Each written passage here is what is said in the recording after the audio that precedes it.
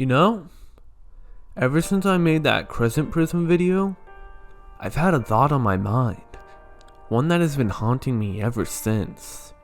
A thought that has kept me up in cold sweats. One that socks me to this day. Who is Brave Hero Yuusha, and what gives them the right to say they're a brave hero? Yeah, we're talking about Brave Hero Yuusha, by Torch60 of course. In case if you aren't caught up with the other reviews, this is the remake of the original Brave Hero Yuusha. Torch60 went back and revamped their previous games, and at the moment, Brave Hero Yuusha is the last one I have to look at. You know, I really looked at these in a weird order, huh? So starting out, I should probably say that Yuusha kinda translates, sort of, maybe, I don't care. It sorta translates to Brave Hero. And yeah, so this game's title is basically Brave Hero, Brave Hero. That's kinda cool, I guess. It's like Hunter x Hunter or Live I Live. Oh wait, is that pronounced Live Alive? The game begins with a narrator describing a book, The Hero and the Demon. The fact that the world is presented as a storybook is actually very relevant and important. You get to choose what design of the Yuusha you want. I went for the right one, I don't know, I just like the hair, but you can change it at any time. And just like with any Torch60 game, you get to choose your difficulty. And you know what? I've played enough of these games to know that they're pretty well designed, so I have full faith that I'm going to have a good time playing on hard mode. Let's hope I don't regret this. The story starts out as your typical RPG story, with the king meeting the destined hero of the story who's surprised, oh, I'm the chosen one. You get the hint that there might be something going on with the king, like he's being controlled by someone. He talks about the evil demon lord who must be defeated to save the kingdom. Luckily the demon lord's castle is just right across the body of water over there, actually just neighbors. However, despite how close it is, we can only gain access to it after collecting the 7 legendary artifacts scattered across the land. You know how it is. But that's boring as hell, so let's skip that. Boom, here we are at the end of the story. Not too long after, we encounter the demon lord Volza and the princess Glenn, who are both confused to why the Yuusha is here so early. And well, the Yuusha's pretty confused too. Before the final battle can begin, Volza's castle begins to get destroyed. Sensing that something is going wrong with the story, you team up with the princess and the demon lord. And this is our main party. Yeah, teaming up with the villain. And it's not too long we encounter a green jester-like guy, later known as the storyteller. And then we encounter our main villain, the puppeteer.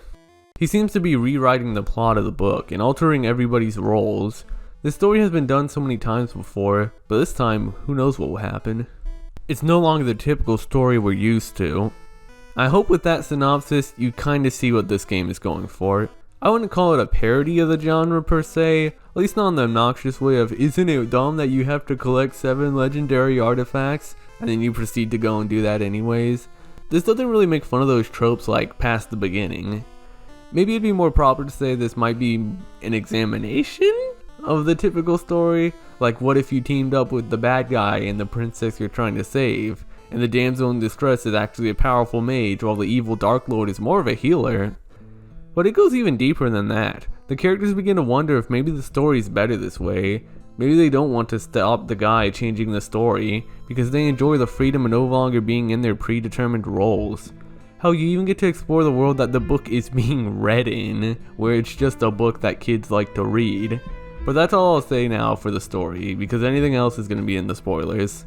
Visual wise, this game hits 2 different styles, depending on where you are, but regardless it still has that classic Sergeant M character design. Love it. Now I do like the care taken with the book world. It has a retro style, probably not with a specific game in mind, maybe NES Dragon Quest. I think Sergeant M is quite the Dragon Quester. But I like how in the book world, all the characters' walking animation is their only animation. When moving, when standing still, it's intentional design because in the normal world, characters don't always move, they don't have idle animations like that. The soundtrack was done by AgentApe as per usual, or should I say, soundtracks. The original game's soundtrack was fully chiptune, but the remake offers a remastered soundtrack. Instead of entirely scrapping the original's music, there's an option to switch between the 2 soundtracks. And you know, I was chilling with the remastered at first, but then I heard the original songs,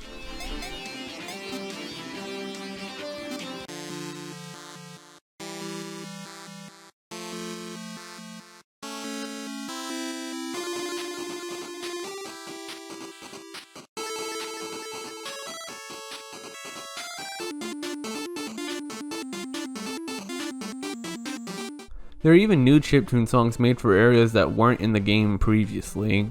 Truthfully, I switch between the two soundtracks a lot. Whenever I'd be exploring a new area with a new song, I'd make sure to switch and hear both versions. Sometimes I'd like the chiptune one more, sometimes I'd like the remastered one more. You can be darn sure though that when a boss fight was about to happen, I switched to the remastered soundtrack because that's a bop. I also felt like the chiptune soundtrack fit the game's aesthetic more, alongside the sound effects. But then on the other hand, the remastered soundtrack sounds like the Torch 60 games I'm used to, so it's fitting in its own way. Either way, it's good because AgentApe makes good music. Now, for the part that I've been waiting to talk about the most. The gameplay. Listen, I don't really like bringing other games into reviews to compare like this, but coming off of Mori, this game blows it out of the water. This is how it's done. Battles are snappy. Like, y'all can't complain about random encounters if the encounters take like 15 to 20 seconds to beat. And this game has some interesting systems at play.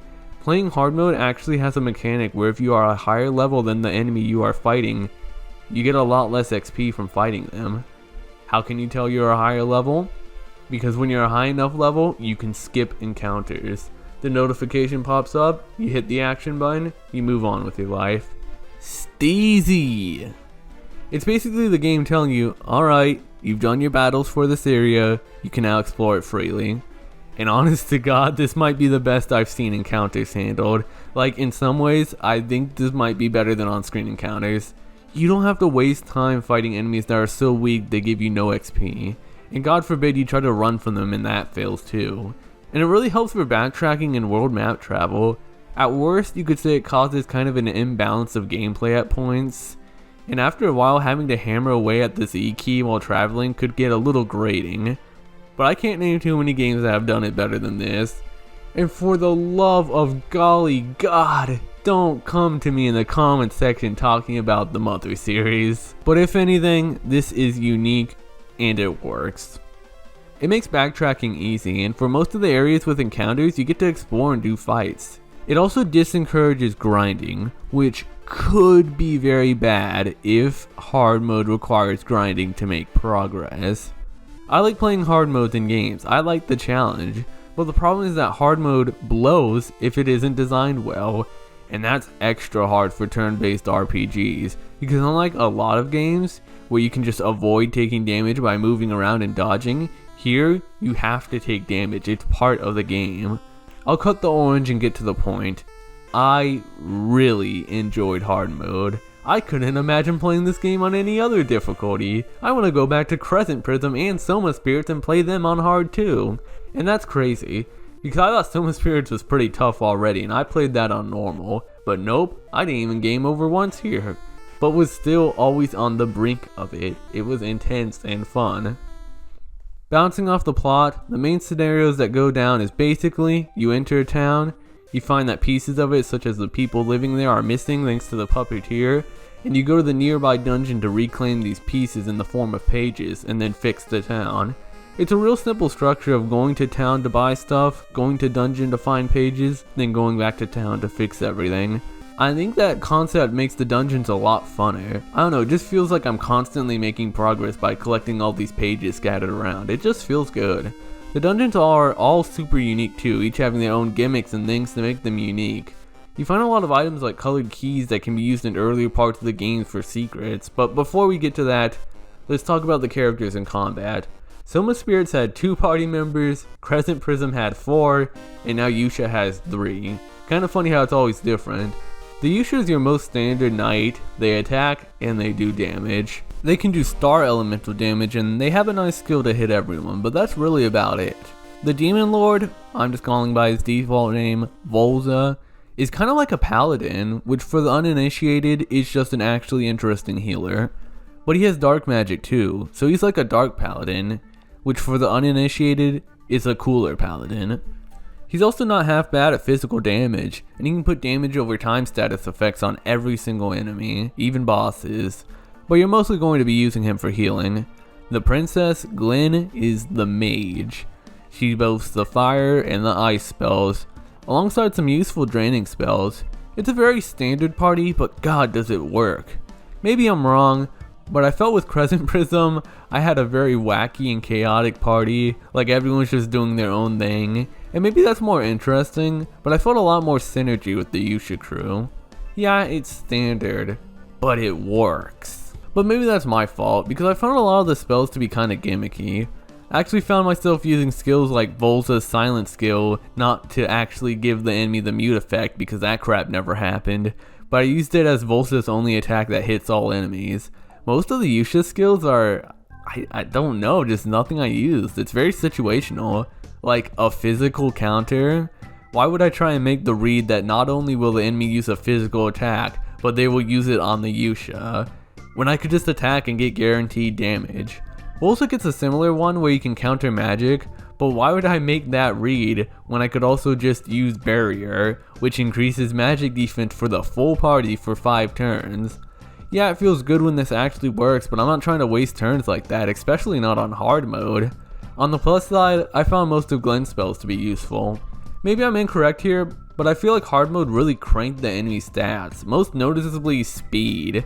So many fights would just start with me being wailed on before I even got the chance to attack. It's brutal and pretty aggressive. Like dang, yo, ow, calm down. You get a lot of items that can permanently increase certain stats, and I found myself giving most of them to Glenn because her stats are trash. She's super slow, has no HP, no defense, attack sucks, but she's a mage so whatever, but at least her spells are strong. Although I gave the magic damage increases to Volza instead so his healing spells would heal more. I hope that's what determines like how much healing spells heal. I don't think they actually tell you that anywhere. Going back to the overworld, I really do appreciate the design Torch 60 has for dungeons. Maybe I'll remember if a dungeon is visually unique, but I'll definitely remember when it's mechanically unique. There's never anything that really gets reused. Each one has its own thing that defines it, which has always been a thing with these games. But I think Brave Hero has a small edge above the other ones because it encourages exploring. You'll see these odd spots on the overworld where you can find these special yellow chests containing moon gears. This isn't the kind of gear you wear, dummy. You can exchange these for sweet equipment here at the Moon Island, like the game is rewarding you for exploring. You can also find them in rooms blocked off by color keys. These are keys you usually get later on, so the game encourages you to go back to previous areas to find these.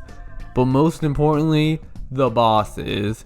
This is another thing that I think this Torch 60 has mastered. Boss fights are like the coolest part of a JRPG, and personally, I love making fights with interesting mechanics, phases. Hell, I have a folder dedicated to cool boss ideas I want to put into my games. And that's how it is here. The bosses all have unique mechanics and phases to make them interesting. It's rarely just a super strong HP sponge enemy with strong attacks. Maybe the enemy switches forms. Maybe there's minions that sap away the party's health and MP. You learn stuff too throughout the fight, and this is what I mean when not knowing the status effects and elemental weaknesses can make the discovery part of boss fights so cool. Like, oh, this guy is weak to ice in this phase but not here, okay. Or when the boss says this, they're going to counter magic, so I got a free turn to heal up, and ooh, maybe I'll use that Glenn's Amplify spell to make her next magic attack stronger, cause then the opponent won't be reflecting then. I think this stuff is so cool, and even if you don't, you will subconsciously think it's cool when playing through it. And I know what you're thinking, Spacey, why are you still talking?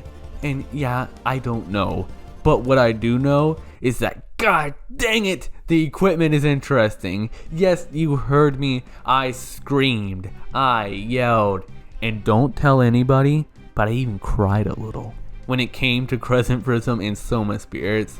And with this technically being the first Torch 60 game, I figured it'd be no different. There'd be like 3 equipment slots, there'd be no choice, no decisions, it'd just be higher numbers, no real reason to choose one piece over another. But no, somewhat. There is some variety. For example, Glenn can equip rods, which are physically focused but also increase speed.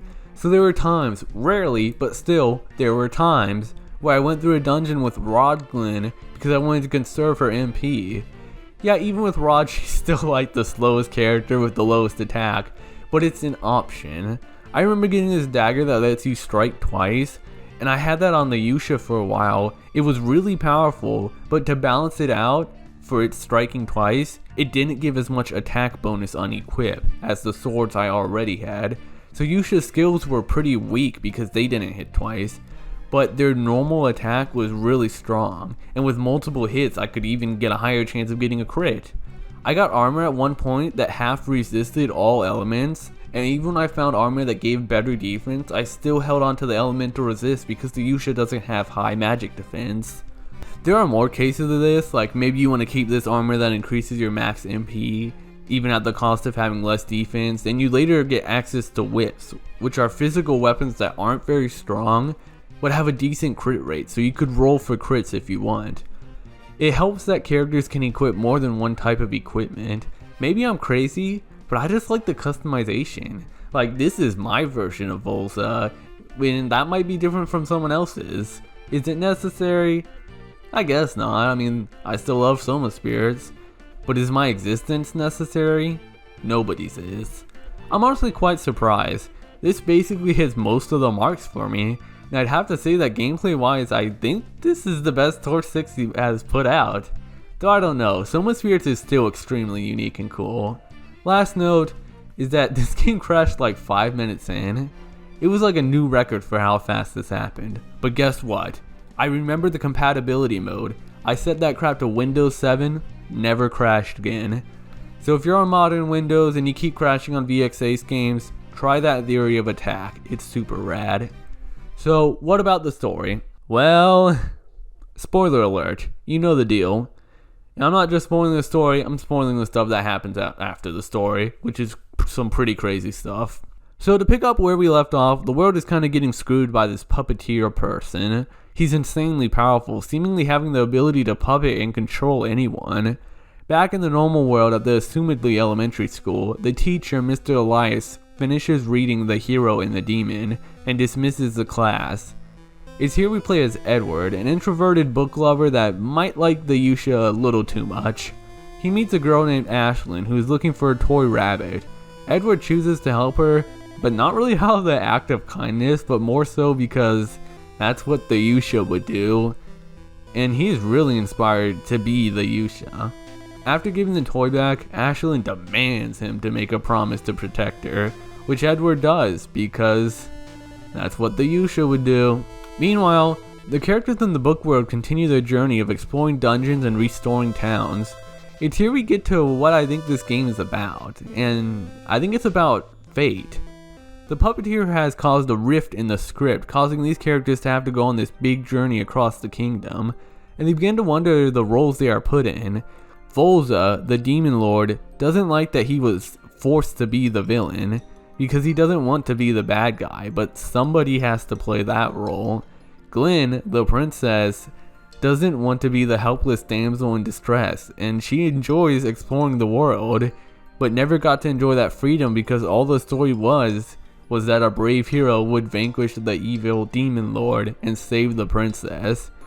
Like, she's objectified to the point where she isn't even really the princess of anywhere. Like, nobody knows. That's never been written out in the story. She's just the princess that needs to be saved, a token for the hero. And the thing is that the player is just playing one of many loops of this story. Like, maybe I'm wrong with this interpretation, but at first, the Yuusha acts like this unwilling hero who's surprised to be the chosen one, where all these characters have been through this time and time again. They're just going off the script of how they should act. They're just acting out these roles, and these roles are their entire life. That's what they think about, how they really are just actors for other people's entertainment. But the puppeteer seems to be on their side. In the way that he is changing the story, he is causing the main characters to break their roles placed upon them and be their own heroes of their own story.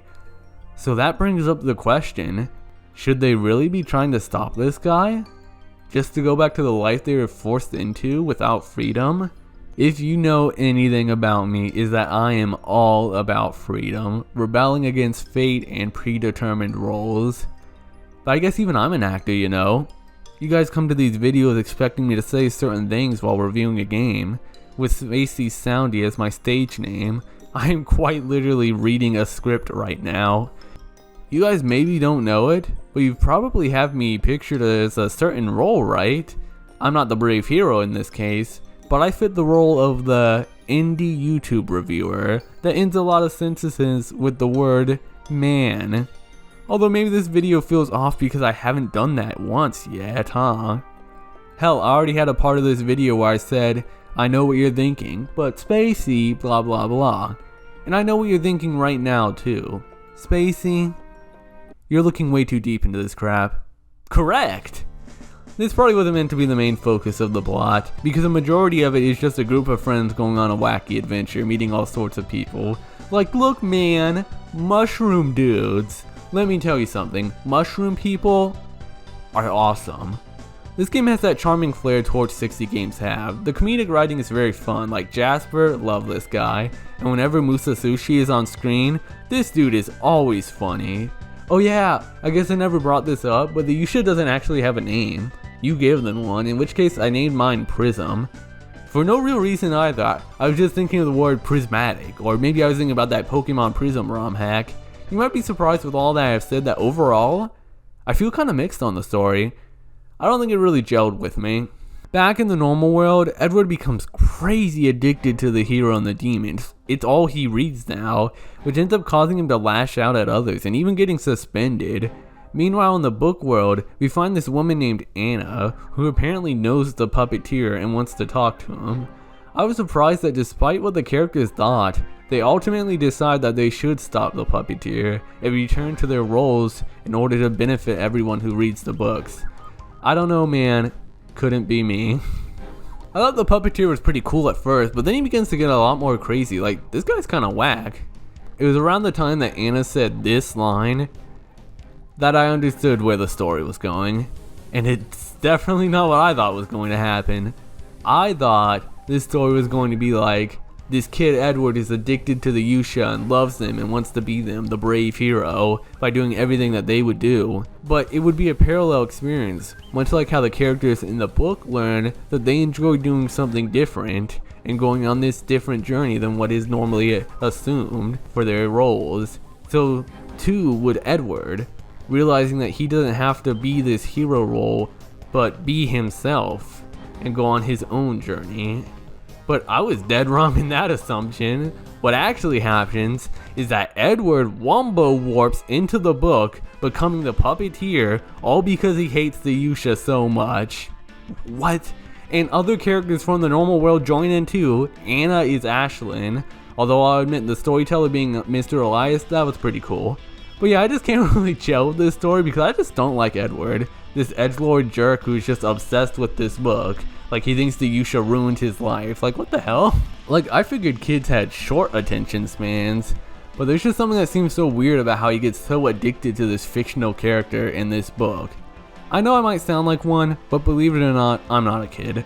And I also know that a lot of people only judge how people act through their own life experiences and how they would react to something. And I'm not daft enough to say that this is unrealistic or that there hasn't been cases like this of kids acting this way, just because I wasn't like this and I never encountered anyone like it. But with that in mind, I just don't like this kid and I have no care in saving him, and that might make me a messed up person.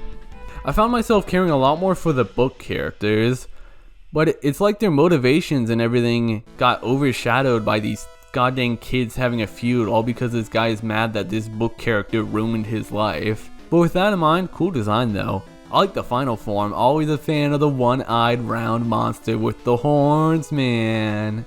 And of course the fight is cool too. I didn't talk much about the gameplay to get here, but I was kinda sad I didn't get all the moon gears. And where's that purple key?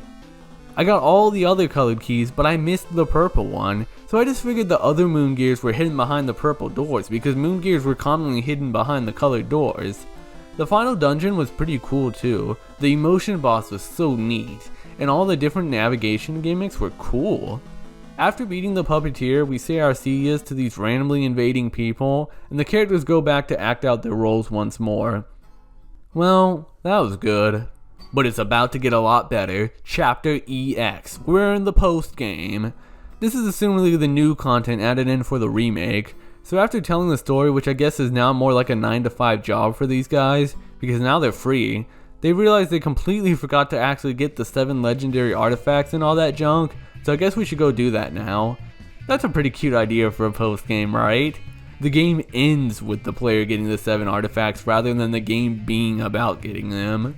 And guess what? We got 2 new party members, the King and Horse the Jester. I remember saying aloud here, whoa, this is so cool. It's still a 3-person party, but you can swap out the members. The King is awesome. Like, all of his stats are just crazy. And he has physical elemental attacks that they do crazy damage. And Horus sucks. Oh, okay, let me explain. Horus has star elemental abilities, alongside some healing spells, but his intelligence isn't nearly as high, same for his MP. And the Yuusha already has star elemental attacks. And the problem is, Yuusha can't be removed from the party. They have to be on, so we are always going to have the star elemental attacks. Likely because they have the travel skills, but yeah. I stayed with the party that I've been using. These new characters couldn't really fit the convenience roles as synergetically well as Volza and Glenn. Plus, it'd feel like a waste. I've already given these two so many stat upgrade items. The problem with the King is that while he has strong elemental attacks, they're all single target, while Glenn has magic attacks that target all and strong single ones. I think what really kills this is that you can only switch party members in this room. If you could do it whenever, I would have liked that more, because there were moments I was up against a single boss where I would prefer the King for his single attacks, or maybe against a boss that was weak to the star element. I would have put Horse on, but I had no idea what was coming up, so of course I would roll with the most versatile party that I was used to. So starting out with post game, I had no idea where the artifacts were, but luckily, the game has an item that you can use throughout the whole journey that would tell you where to go next. Good thing you remember the other legendary artifacts. I do? The next hour was made up of me randomly walking around the world trying to figure out what to do. I swear I was about to message Sergeant M on what to do next. You dodged a bullet, buddy. I figured that maybe getting all the moon gears, I could ride this rocket ship to these areas I haven't been to yet. They're like closed off islands. And it turns out you could have gotten all the moon gears before the final boss. Are you kidding me? The last one was here the whole time? Wow, man, I really am a dummy. Sadly, getting all the moon gears just gets you an accessory which is pretty average. The HP and MP increase is pretty nice. There's not much equipment that actually does that. So guess what?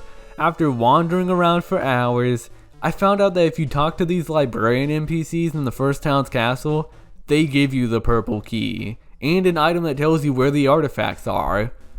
What the hell?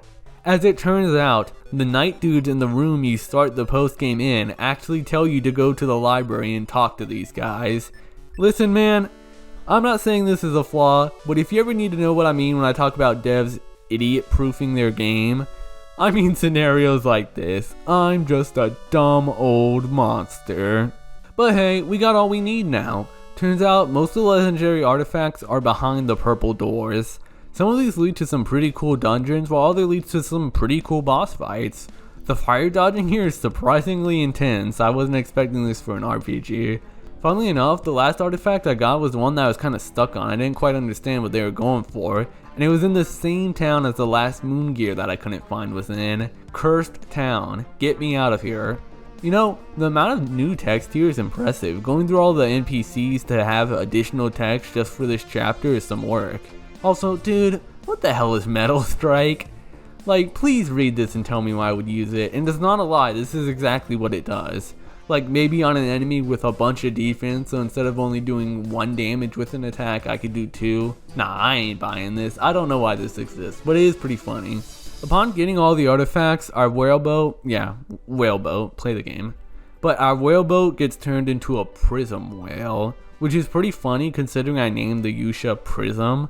I don't know, maybe it's whatever name you chose for your Yuusha that gets used here, but maybe it really is just a prism whale and this is a funny coincidence.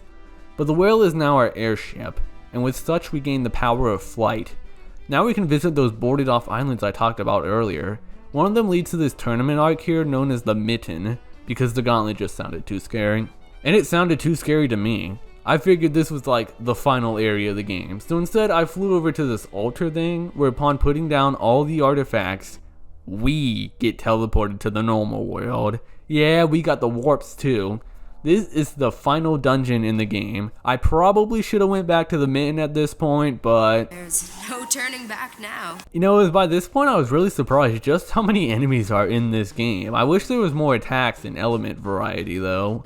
Unsurprisingly, this dungeon has its own mechanics like climbing with these thumbtacks. We encounter these books as we make our way that contain these characters that we end up fighting. I have no idea, but I'm theorizing that these are characters that never got their full games. Pretty cool designs though. But everyone here seems to talk about some annoying jerk hero at the top of the bookshelf. I wonder who that could be. Well, we're about to find out. Here we are. Let's make our way to the top and no way, man! Are we going to see? Oh god. Oh no, not this clown. The cooler Crusader, man. I thought we canceled you back in Soma Spirits. Maybe it's a good thing Heart and Soul didn't show up here, or I might have actually fainted. This dude's chiptune theme is surprisingly jammy, by the way. So it's the battle of the heroes, and needless to say, I slapped this guy up. But then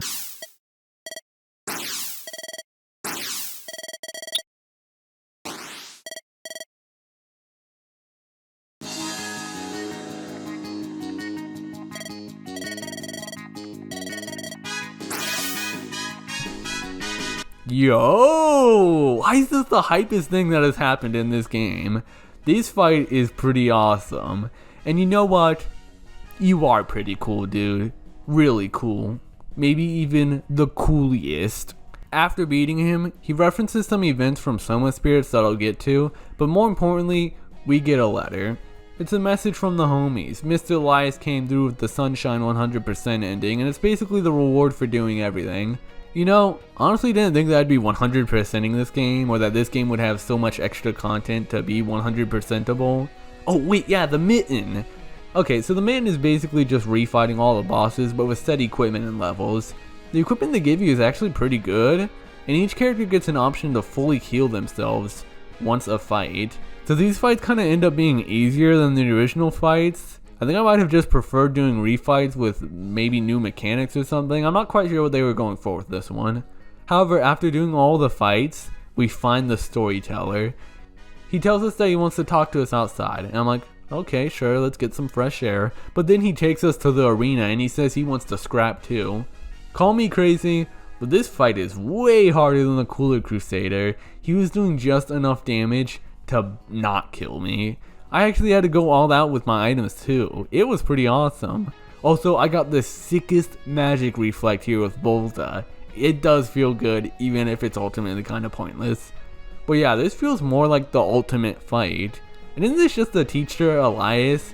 Did he just decide to stay after school after teaching just to screw around with us? I like to think that during summer vacation, he just gets bored and F's around with all these book characters by going into their world. That's a fun idea. Although honest to god, with how strong he is here, he could have just beaten the puppeteer, but I guess maybe it had to be us.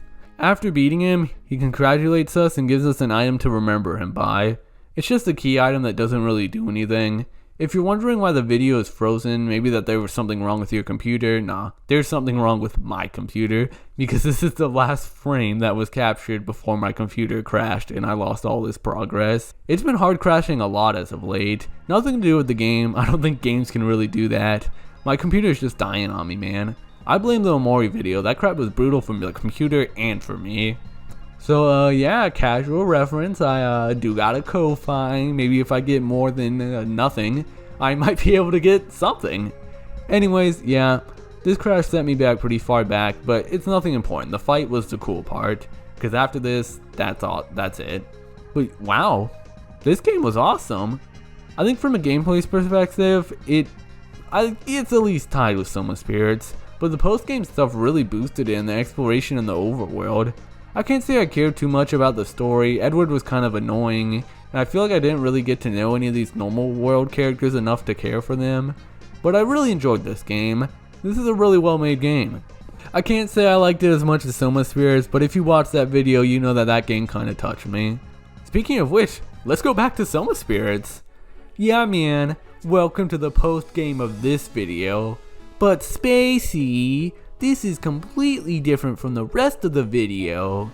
Yeah, kind of like how Yuusha's post game was different from the rest of the game, or like how the normal world it was different from the book world.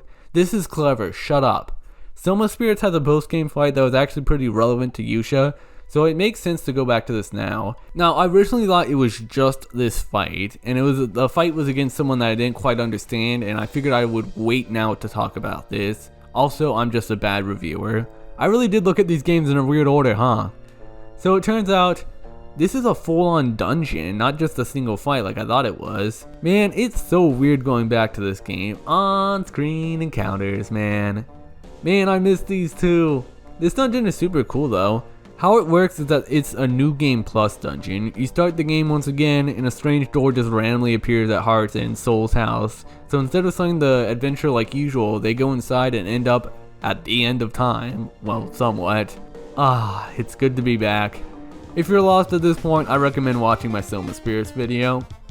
Because this was immediately at the start of the game, I was kind of worried, because if you remembered what I said in my Soma Spirits video, I kinda used all my best items on the final boss. But regardless, this dungeon is incredible. This clock stuff, alongside the switching between the two worlds, this is a step above any dungeon I have ever seen in an RPG Maker game. Hell, shut up Spacey. Most RPGs in general don't have stuff as interesting and cool as this. This is excellent. And the music when you're fighting enemies in the Sorrow world, jammy deluxe. So, the story going on here is, wait, who's this? Oh man, not this guy again. Okay, so going off the plot from Soma Spirits, Cooler Crusader is all tight that we've beaten him twice before. Which is weird because this is a new game, so technically in the plot that hasn't happened yet. So Heart and Soul haven't ever fought this guy, which means the Cooler Crusader is an omnipotent chrono god. Honestly, I have no idea what this guy's deal is, but we chase him throughout the dungeon, resulting in multiple boss fights. I really like the abilities I got while I was here. The one that allows Soul to use fire and electric magic, and Heart to use ice and wind magic, but you have to set it up with buffs. I think it's really cool because Soul's fire and electric attacks actually hit everyone, which isn't something that he can normally do with his magic. But yeah, what a tough dungeon. I even got my first game over here. After going through all that crap, we encounter the Cooler Crusader at the end, and we have our final fight. I mean, technically our first fight too. And needless to say, I slapped this guy up. But then, yeah, he transforms again. It's still hype. This is a lot more challenging than the Yuusha fight, and it was also even better. You know why? World Shift, baby! Setting up certain buffs in preparation for the world shifts and stuff is so good. This was really fun. We win with the Cooler Crusader learning his lesson or something. Can't wait until he makes the same mistake with annoying people again. He says that our only way back is to go through this door, but apparently there is a strange man that will only let us home if he judges our story to be worthy. I wonder who this could be. This was the reason I didn't originally cover this, because this is all I thought the New Game Plus content was. We go through the door, and yeah, it's an Edward dude. He starts bragging about how cool he is and how we could never understand him, and yeah, I agree Soul, this megalomaniac edgelord pisses me off too. He gives us 30 turns to beat him, and the fight begins. Okay, so I've been holding back some information on you guys. Remember how I said that the Cooler Crusader fight was harder than the Yuusha one, and how this dungeon was tough in general, even though I chose the normal difficulty, and how I was still getting new skills? I was only level 18 when fighting the puppeteer. I was still learning new abilities, so needless to say, I got stomped. But not in the traditional sense, it was an unconventional stomping. I could survive against them, but I was too weak to beat him within 30 turns. Like, nothing I could do. I was getting level gated, man. So you know what that means. It's time for grind time, prime time. You are great. You are magnificent. I think what held me back the most is that I didn't have the strongest versions of Heart and Soul's magic attacks. Blaze Most, Spark Most, Babibi, Babibi. But yeah, now it was actually possible at level 20. Just barely though. We beat him, and he tries to give some nice words like he isn't some narcissistic jerk. Yeah, get out of here, man. He ponders which choices will make this playthrough as we say our screw-offs, with Heart and Soul having no idea what this weirdo is talking about. Soul's right, it's too early in the morning for this crap. He gives us a story page to remember him by. I'll be sure to burn it later. I'm pretty sure Elias gave us the same thing when we beat him. I can't really boot up Yuusha to show because, well, you know. Alright, that was dope. Okay, so I feel a little more complete with both of these reviews now. So now we're done with the past, we must look towards the future. It's honestly crazy to say, but Soma Union might be my most look forward to game. Epilogue looks really cool too. It's doing a lot of just absolutely crazy stuff. I'm really interested in that. These games are gonna rock socks. I hope the devs, hi by the way, don't feel pressured by me saying this. I'm just some loser, and I don't care when these games come out. As long as I'm alive, I'm gonna give them a swing. I feel especially ready for Epilogue, now that I know all these characters. Well, I don't know who this guy is. Anyways, I hope you enjoyed this video. This is Spacey Soundy exiting the stage.